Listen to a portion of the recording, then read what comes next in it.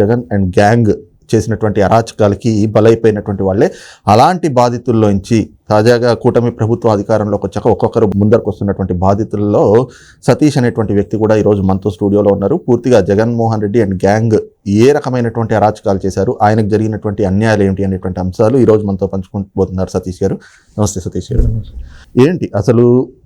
ఏంటి మీ విషయంలో జరిగింది ఏమిటి, అసలు పూర్తిగా వివరణ చెప్పండి. నా పేరు సతీష్, నేను సంగారెడ్డి, తెలంగాణ. రెగ్యులర్గా రెంట్లకి కార్లు ఇస్తాను, సెల్ఫ్ డ్రైవ్ బిజినెస్ అనమాట. మణిరాజ్ అని చెప్పి ఒక అతను వికారాబాద్లో ఉంటాడు. తను మా దగ్గర రెగ్యులర్గా వెహికల్స్ తీసుకెళ్ళి అమౌంట్ కూడా పేమెంట్ ప్రాంప్ట్గా ఇస్తుండే. అట్లనే నమ్మకస్తుడు ఉండే. తను ఏం చేసిండంటే ఒకరోజు ఇక్కడ పులివెందుల దగ్గర గవర్నమెంట్ కాలేజ్ ఉంది. ఆ గవర్నమెంట్ కాలేజ్కి కొన్ని వెహికల్స్ కావాలంట. ఇద్దామన్నా, రెంట్ కూడా మంచిగా వస్తుంది, ఇప్పుడు డైలీ వస్తుంది రాదు, అదైతే బల్క్ అమౌంట్ వస్తుంది కదా అని చెప్పి ఆశ పెడితే నేను ఆశపడి వెహికల్స్ ఇచ్చిన. నా ఈ 2 కార్లు అడిషనల్గా నేను ఇచ్చిన వెహికల్స్ 4 వెహికల్స్ ఏమంటే లీజ్కి తీసుకున్న వెహికల్స్ ఉన్నాయి నా దగ్గర. మీరు బయట వేరే వాళ్ళ దగ్గర లీజ్కి తీసుకున్నాను. అవి లీజ్కి తీసుకున్న వెహికల్స్ కొన్ని ఉన్నాయి.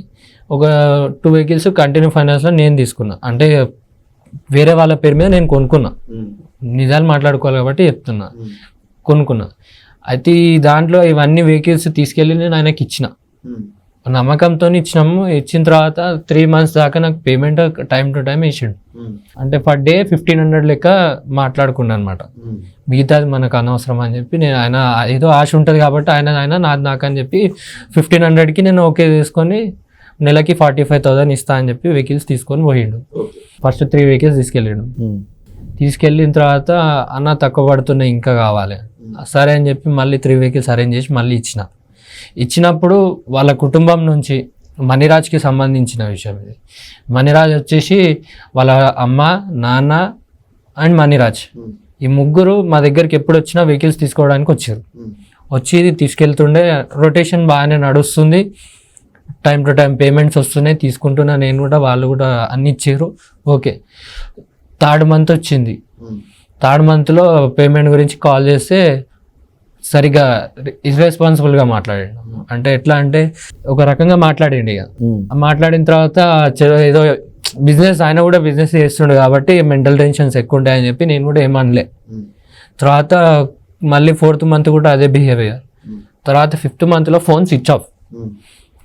మాకు ఇది స్విచ్ ఆఫ్ రాగానే నాకేమనిపించింది అంటే నేను మోసపోయినాను నాకు అర్థమైంది. ఫోన్ స్విచ్ ఆఫ్ వచ్చింది.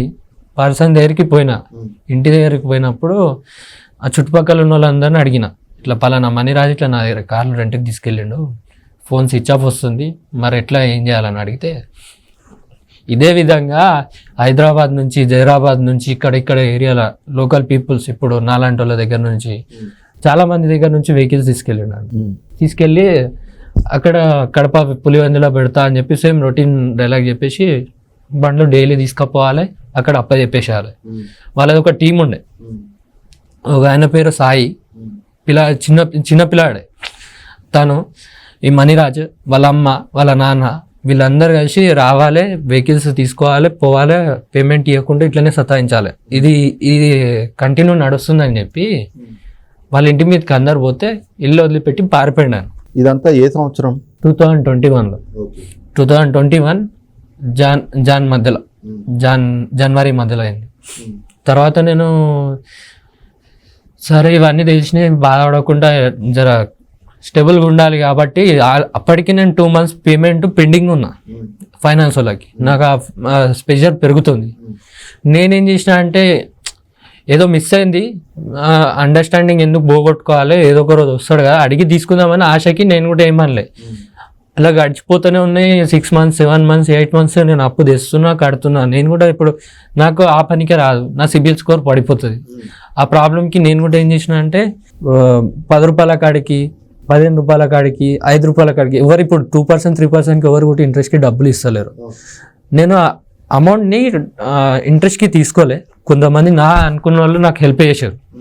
వాళ్ళందరూ ఏంటంటే నా మీద నమ్మకంతో పైసలు ఇచ్చారు, నా మీద నమ్మకంతో అన్నీ చేశారు. ఇటు ప్రజెంట్ వాళ్ళ సిచ్యువేషన్ ఏంటంటే నేను ఒక దొంగ లెక్క మిగిలిపోయిన వాళ్ళ దగ్గర. కార్లు లేవు, అన్నీ చూసుకొని అన్నీ అయిపోయిన తర్వాత నాకు టార్చర్ అవుతుందని చెప్పి ఇక నేనే దిగాలి, నేనే పోవాలి అని అనుకొని నాకు సంబంధించిన కొంతమంది ఫ్రెండ్స్ని తీసుకొని నేను GPS తోని నా వెహికల్స్ దగ్గరికి నేను వెళ్ళిపోయాను. ఏం జరిగింది అక్కడ పోలీస్ స్టేషన్కి పోయిన తర్వాత ఇద్దరు కానిస్టేబుల్ అక్కడ నాకు ఇచ్చారు.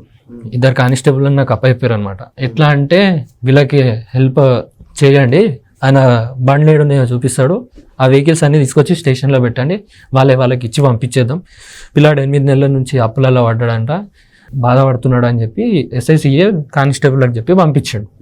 పంపించిన తర్వాత వాళ్ళిద్దరిని తీసుకొని ఫస్ట్ వెహికల్స్ అన్నీ తీసుకొని వచ్చాను. ఆ టైంలో మా ఎంబడి సంగారెడ్డి నుంచి కూడా నేను ఒక ASIని ఇద్దరు కానిస్టేబుల్ని మాట్లాడుకొని తీసుకొని వెళ్ళిన. సార్ నా పరిస్థితి వాళ్ళకు కూడా అర్థమైంది కాబట్టి వాళ్ళు నాకు హెల్ప్ చేస్తాను అక్కడ దాకా వచ్చారు.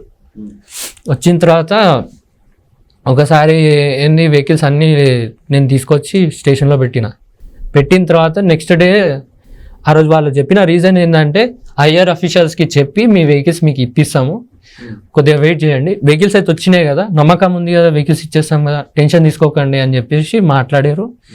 అది నమ్మి మేము కూడా ఒక రోజు అక్కడనే స్టే చేసి నెక్స్ట్ డే పోయి అడుగుతామని చూస్తే రేపు రమ్మని చెప్పి మళ్ళీ అదే ఆన్సర్ ఇచ్చారు. సరే ఎట్లయినా పని అయిపోయింది కదా అనుకొని మేము కూడా రిలాక్స్ అయిపోయినాం. ఓకే, మీ కార్లు మీకు పోలీస్ స్టేషన్ అనుకొని మేము రిలాక్స్ అయినాం. రిలాక్స్ అయిన తర్వాత ఫైనలీ పిలిచిన తర్వాత పోయేటకల్లా మా కార్లు కనిపించలేవు, మాకు కార్లు లేవు. ఇదేంటి కార్లు మీకు అయిపోతే కార్లు ఎడుకోయినాయని మేము క్వశ్చన్ చేసినప్పుడు వాళ్ళు మాకు ఇచ్చిన ఆన్సర్ ఏంటంటే మీ సంగారెడ్డిలో మీరు కేసు వేసారు కదా, దానికి సంబంధించిన FIR కాపీ, దానికి సంబంధించిన అంటే ఈ వెహికల్స్ మీకు మేము ఇవ్వాలి అన్న అక్కడ నుంచి ఒక లెటర్ ఒకటి టైప్ చేయించుకొని పాస్పోర్ట్ అని చెప్పి మాకు మాట చెప్పారు. సరే అని చెప్పి ఎట్లయినా కార్లు మళ్ళీ తెప్పిస్తా అన్నారన్న నమ్మకం, వాళ్ళు కార్లు అయితే లెంకి ఇప్పించారు కాబట్టి నమ్మకం ఉంది నాకు పోలీసుల మీద అనుకుని నేను వెళ్ళిపోయినాడు నుంచి. నేను నా ఫ్రెండ్స్ అందరం కలిసి పోయినాం. ఫర్దర్గా ఏదైతే ప్రాసెస్ వాళ్ళు చెప్పారో అవన్నీ చేసుకున్నాం. మళ్ళీ కడప వేంపల్లి పోలీస్ స్టేషన్కి వచ్చినాం. వచ్చిన తర్వాత సార్ని అడిగినాం, సార్ మరి మా వెహికల్స్ తెప్పించేసేయండి, మా వెహికల్స్ మాకు ఇప్పించేసేయండి, ఇగోండి పాస్పోర్ట్, ఇగోండి FIR, ఇగో పర్సన్ జైల్లో ఉన్నాడు ప్రజెంట్, ప్రూఫ్ కావాలంటే మీరు మీడియాని కలిసి మాట్లాడండి, పలానా మేడ్చల్ పోలీస్ స్టేషన్లో దొరికిండని చెప్పి ఆయన కేసు బుక్ చేసి జైలుకి రిమాండ్ పంపించారని చెప్పినాం. తర్వాత ఇప్పుడు ఈయన SI ఏమన్నాడు, నాకు ఫస్ట్ బయటికి వెళ్ళిపోమని చెప్పిండు డైరెక్ట్.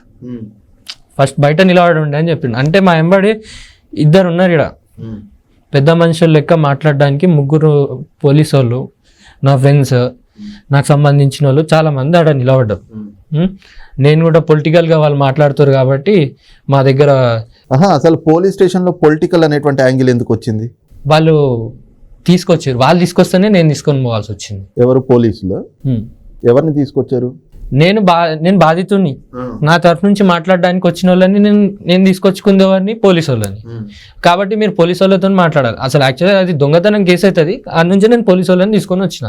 నా పోలీసు వాళ్ళని ఆడ కుసపెడదామని చెప్పి నేను తీసుకొని వస్తే నా పోలీసు వాళ్ళకి ఆ రోజు నేను చూసిన సిచ్యువేషన్ ఏంటంటే మా వాళ్ళని బయట నిలబెట్టి, మా స్టేషన్ బయట నిలబెట్టి లోపలికి ఈ పెద్ద మనుషులు ఎవరైతే వచ్చారో వాళ్ళ తరఫు నుంచి ఈ గ్యాంగ్ ఏదైతే ఉందో ఈ గ్యాంగ్ అంతా లోపల మా ఊరు SI CA తోని డిస్కషన్ చేసిన దాకా మమ్మల్ని లోపల రానియాలి. అంటే ఈ కార్లు ఎవరి దగ్గర అయితే ఉన్నాయో అక్కడ కడప జిల్లాకి చెప్పి ఏది ఇందాక మీరు చెప్పిన పేర్లు వేంపల్లి, ప్రసాద్ రెడ్డి, శంకర్ రెడ్డి, భారతి, వాళ్ళ తరఫున వ్యక్తులు వచ్చారు అక్కడికి పోలీస్ స్టేషన్. రవికుమార్ అని చెప్పి ZPTC మెంబర్ ఉండే ఆయన, ఇప్పుడు ప్రజెంట్ కూడా ఉన్నాడు అనుకుంటా, నాకు కూడా తెలియదు అంతా. ఆయన పెద్ద మనిషి లెక్క వచ్చిండు. మళ్ళీ ఇంకో 2-3 తీసుకొని వచ్చిండు ఆయన. వాళ్ళు మాట్లాడినంత వరకు తెలంగాణ నుంచి తీసుకుపోయిన పోలీసు వాళ్ళకి ఎంత అసలు రెస్పెక్ట్ కాదు కదా, అసలు దేకని కూడా దేకలేరు, బయట నిలబెట్టారు. ఒక పెద్ద మనిషి ఏజ్డ్ పర్సన్ నా ఎంబడి వచ్చినారు. ఆయనకు మినిమం ఇప్పుడు నార్మల్గా ఇంటికి వస్తేనే మనం రెస్పెక్ట్ ఇస్తాము, అట్లాంటిది కూర్చోమని కూడా చెప్పలే, బయట నిలబడండి అని చెప్పి మమ్మల్ని పనిష్ చేసినట్టు బయట నిలబెట్టారు. లోపల వాళ్ళు మాట్లాడుకున్నారు.